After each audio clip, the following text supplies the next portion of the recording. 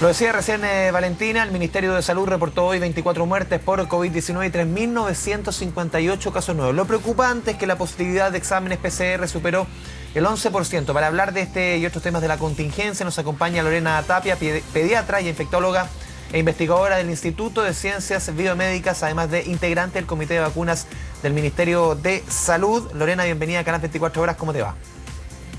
Hola Andrés, bien, gracias. Lorena, ¿cómo ven los números que recién presentábamos, la positividad, el nivel de contagios, la situación que está viviendo hoy día como país? ¿Cómo la analizas?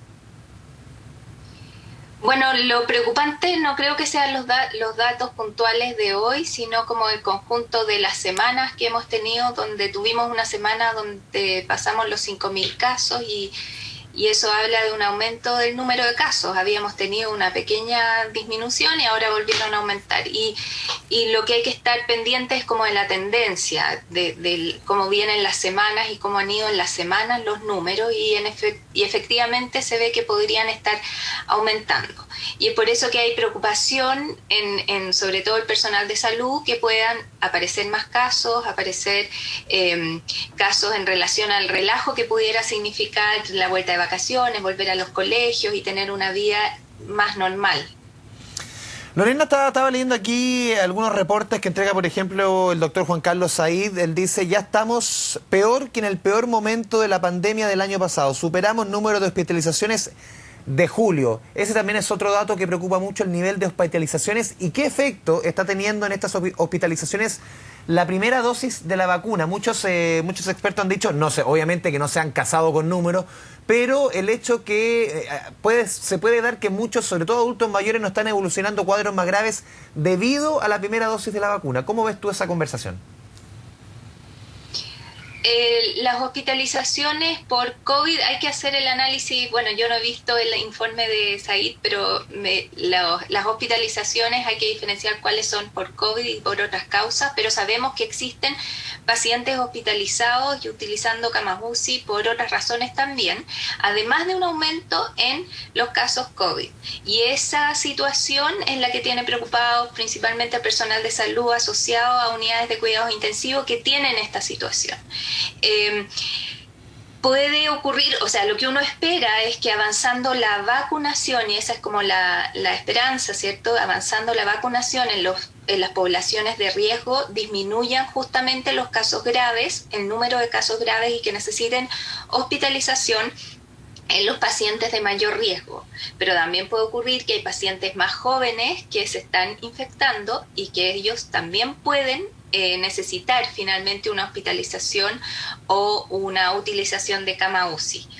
Por lo tanto, hay que estar mirando todos los datos. Yo creo que hay que seguir atentos y hay que ser majaderos en volver a insistir que no podemos relajarnos en este minuto ni por las vacunas, ni porque creamos que estamos más seguros, sino que tenemos que considerar que el virus todavía está aquí y que tenemos que seguir cuidándonos. Aquí lo que preocupa mucho, Lorena, y recojo de tus palabras, es que a diferencia del primer gran brote del año pasado, hoy día la ocupación de camas UCI por enfermedades, por cuestiones no COVID, es muchísimo mayor que hace un año, ¿no? Claro, porque el año pasado cuando tuvimos el primer brote, lo que se intentó fue retrasar cirugías, parar un montón de atenciones que lo que buscaban era despejar camas, ¿cierto? Pero no podemos retrasarlas por siempre. Hay atenciones que tienen que ocurrir, hay procedimientos que tienen que realizarse y por lo tanto hay un porcentaje de pacientes que necesitan esas camas en estos momentos y asociado a eso nosotros tenemos que tratar de evitar que colapsemos aún más por COVID las camas que son necesarias. Y eso pudiera seguir pasando con pacientes que necesiten procedimiento o en este invierno que puede venir también con un aumento de otros virus respiratorios. Nosotros hemos tenido inviernos pasados donde influenza y otros virus también son causa de utilización de camas UCI y eso también pudiera ocurrir y tenemos que estar pendientes de que idealmente no nos ocurra y no tengamos un colapso de camas UTI o camas hospitalarias como pudiera llegar a ocurrir con una segunda, tercera o cuarto rebrote.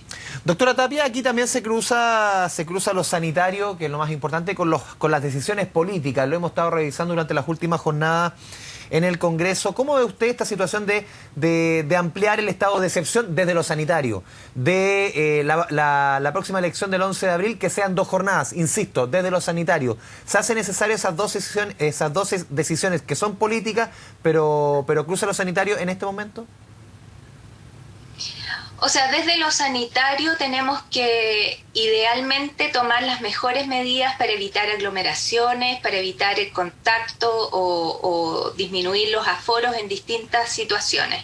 ¿Cuál es la mejor medida? Eso lo están discutiendo los comités COVID, se está definiendo con las autoridades, ¿cierto? Pero efectivamente hasta el minuto hemos tenido una restricción en especial a las reuniones, a la movilidad de las personas en el tiempo, los permisos y idealmente aumentar la trazabilidad. La verdad que exactamente cuál es la medida más certera o más efectiva es difícil saberlo en una situación como esta, pero creo que en lo sanitario tenemos que seguir cuidándonos y seguir disminuyendo el riesgo con disminución de las aglomeraciones, disminución de los aforos, tomando distancia y ese tipo de cosas.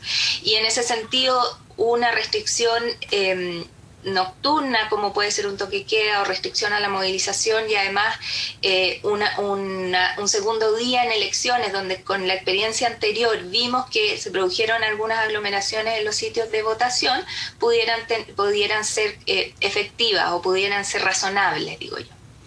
Doctora, el retorno de los colegios, ¿cómo lo ve usted en este escenario? Recién veíamos informaciones de manifestaciones del Colegio de Profesores, de otras organizaciones de docentes pidiendo que se retroceda en esto. ¿Cómo ve usted esa situación que se ha dado, sobre todo desde la semana pasada, con algunos colegios que han debido, obviamente, volver al sistema telemático después de un breve inicio de clases presenciales? ¿Cómo ve esa situación?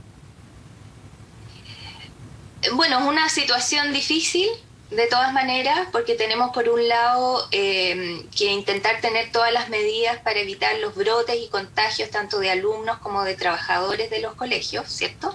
Pero por otro lado está la necesidad, y en algunos casos bien imperiosa, de volver a clases presenciales. Por lo tanto, lo ideal es llegar a tener algún tipo de acuerdo en que podamos tener clases presenciales cuidando todo lo que se necesite.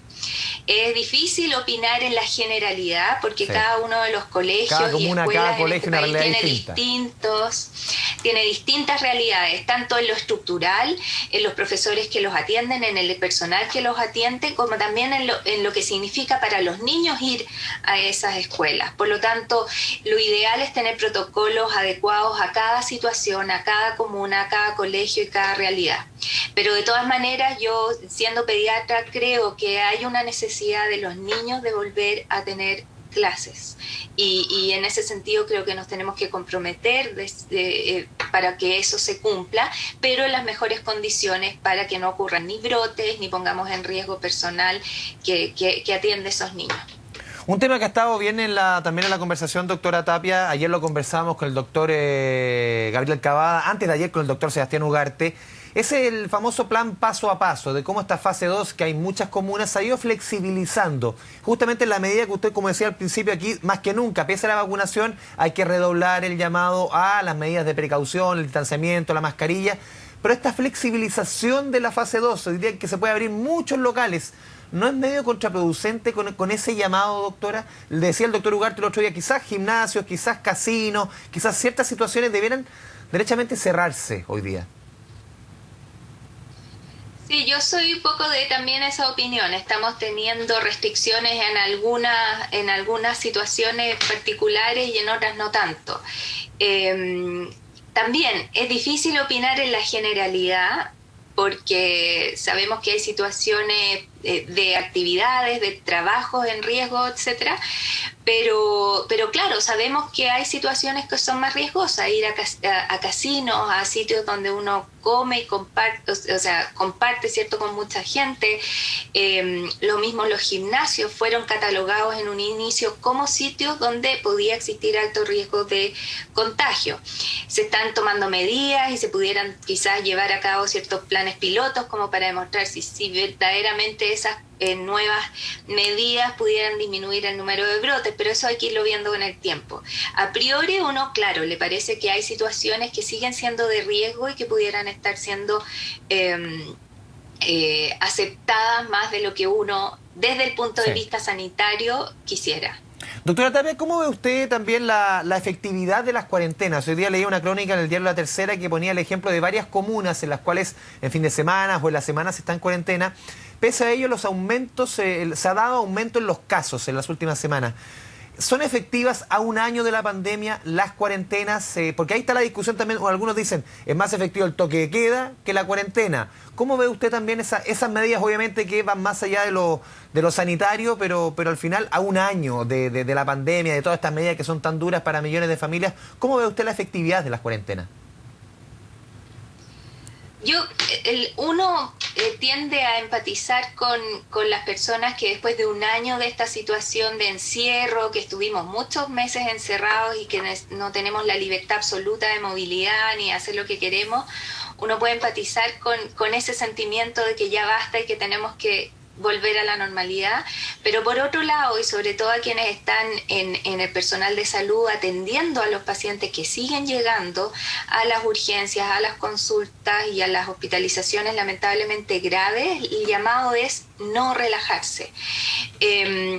Si es que son o no efectivas y cuánta restricción necesitamos, yo creo que si es que nosotros seguimos educando y haciendo un llamado real de lo que finalmente significa estar infectado y lo que significa estar hospitalizado por COVID, que no es una hospitalización tampoco habitual, no es una hospitalización que tengamos que hacerla con nuestra familia, es una hospitalización en que nos encontramos solos, encuentras a tus familiares donde te informan una vez al día nada más de cómo estás, es una situación de mucho estrés, y si queremos que independiente de que las cuarentenas existan o no existan, yo creo que tenemos que seguir insistiendo en la educación hacia las personas para seguir cuidándonos en este tiempo en que avanzamos al mismo tiempo con la vacunación. Doctora Lorena Tapia, le agradecemos este espacio con Canal 24 Horas, un tema en días sensibles con aumentos de casos y es tan importante tener toda la información ahí a mano. Doctora, muchas gracias. De nada, Andrés, un gusto hablar contigo, que estés bien. Igualmente, así.